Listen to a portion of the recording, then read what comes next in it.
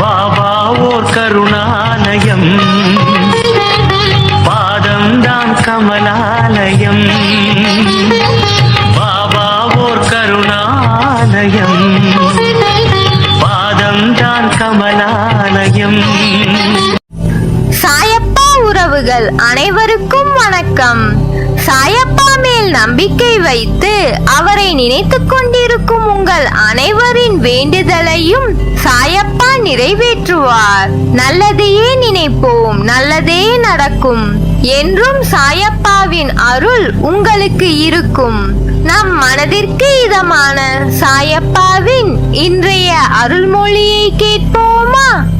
அன்பு குழந்தையே, அமைதியாக இருக்கிறேன் என்று என்னை நினைத்து நீ கோபப்படுவது சரியே. அமைதியாகத்தான் உள்ளேன். உன் கர்மாவை மாயையின் விளையாட்டில் இருந்து காப்பாற்ற நான் உனக்காக எப்போதும் எல்லா ரூபத்திலும் இருப்பேன். உன் வாழ்க்கையில் உன்னை ஆளும் மிகப்பெரிய விஷயம் உன் மனமும் புத்தியும் தான். உன் மனமானது சஞ்சலம் இல்லாமலும் புத்தி நல்லவையை நாடுவதாகவும் இருக்க வேண்டும்.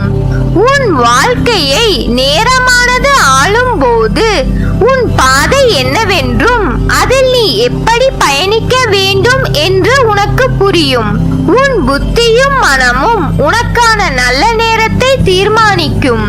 அதுவே மாயை விதி சூழ்ந்து விட்டால் அவற்றால் உன் மனமும் புத்தியும் அகப்பட்டு கொண்டிருக்கும். அதுவே உனக்கான நேரத்தை எதிர்மறையாய் தீர்மானிக்கும். உன்னுடைய முடிவுகள் தான் உன் வாழ்க்கையில் இடம்பெறும் இன்பமும் துன்பமும். உன் கஷ்ட காலம் என்பது முந்தைய கர்ம வினை.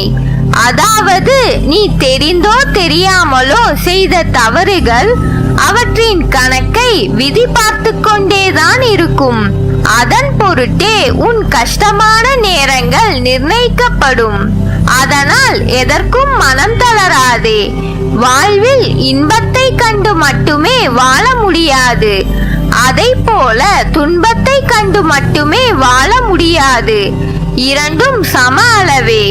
அதை போலவே நல்லவை என்றும் திகட்டாது. ஆனால் தீமைக்கு ஒரு முடிவுண்டு. அந்த முடிவில்தான் ஒவ்வொரு நிகழ்வின் ஆரம்பமாகும். நியாயத்தின் சாயல் அப்போதுதான் செய்த வினை கர்மா என்ற பெயரில் ஒருவரை ஆட்கொள்ளும். உன்னில் உன் சாயப்பா இருக்கிறேன். சில நேரம் உன்னை நீயே வெளி தோற்றத்தில் உணர்கிறாயா? உன் உள்மனம் ஆன்மா ஒரு பக்கத்தில் இருக்கும். இன்னொரு பக்கம் ஏதோ ஒன்று உன்னை தனியே இழுப்பது போல் உணர்கிறாயா? அது மாயை செய்யும் வேலை. அதை இப்போது உணர்ந்திருப்பாய். மனக்குழப்பத்தில் இருக்கும் உன்னிடம் பேச வந்தேன். நமக்கு இன்றுள்ள பிரச்சனைகளை விட நமக்கு ஏற்படுகின்ற குழப்பங்கள் தான் அதிகம். இந்த குழப்பத்திற்கு காரணம் ஒவ்வொரு நாளும் நமக்கு கிடைக்கின்ற புதிய வாய்ப்புகள், நாம் அறிமுகமாகிற புதிய சூழல்கள். இதனால் இது நல்லதா அது நல்லதா என யோசித்து குழம்புகிறோமே தவிர சரியான முடிவு எடுக்க முடியாமல் திணறிக் கொண்டிருக்கிறோம். இனி உனக்கு கவலை வேண்டாம். உன்னை சரியான இடத்திற்கு நான் அழைத்துச் செல்வேன். பிறந்த குழந்தை வெளிச்சத்தை பார்க்க கண் கூசுகிறது என்பதற்காக கண்களை மூடிக்கொண்டே இருந்தால் உலகத்தை பார்க்கவே முடியாமல் போய்விடும். நடக்கும் போது விழுந்து விடுவோம் என பயந்து படுத்தே கிடந்தால் வாழ்க்கையில் அக்குழந்தையால் நடக்க முடியாமலே போய்விடும். குழந்தையாய் இருக்கும் போதே நீ உலகத்தை உற்று பார்த்தாய்.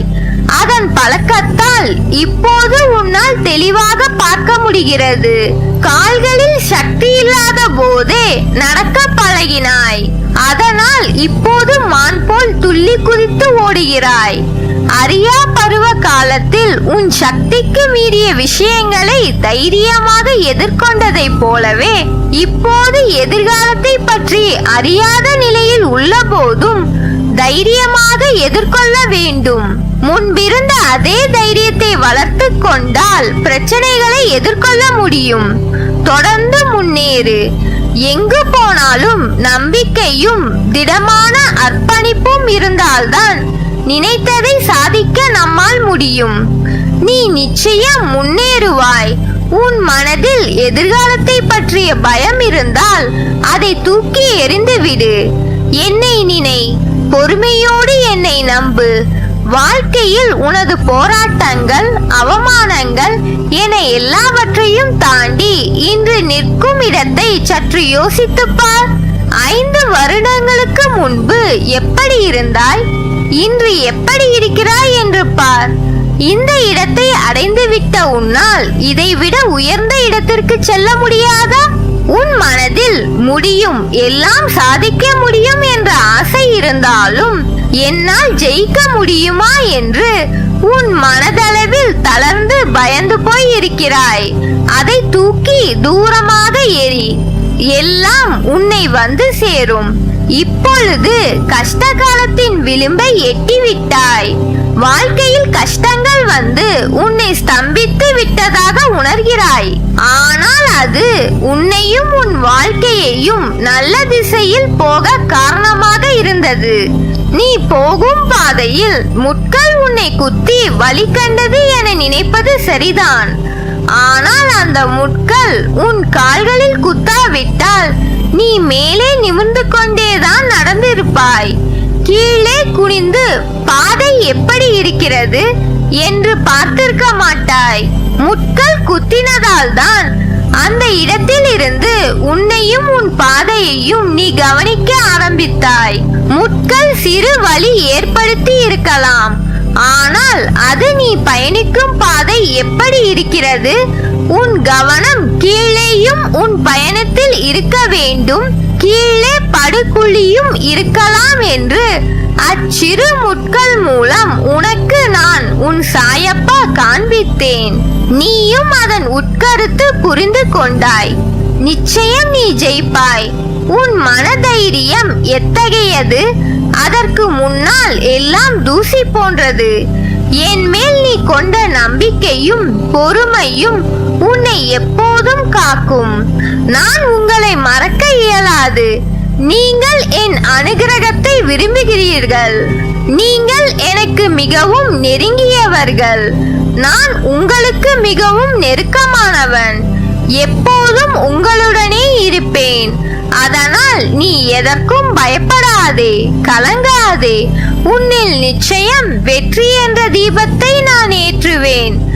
அனைத்துமாய் அகிலத்தின் ரூபமாய் உனக்கு நான் இருப்பேன். நல்லதே நடக்கும். நீ என் பரிபூர்ண அருளும் ஆசிர்வாதமும் அன்பும் பெற்ற என் செல்ல பிள்ளை.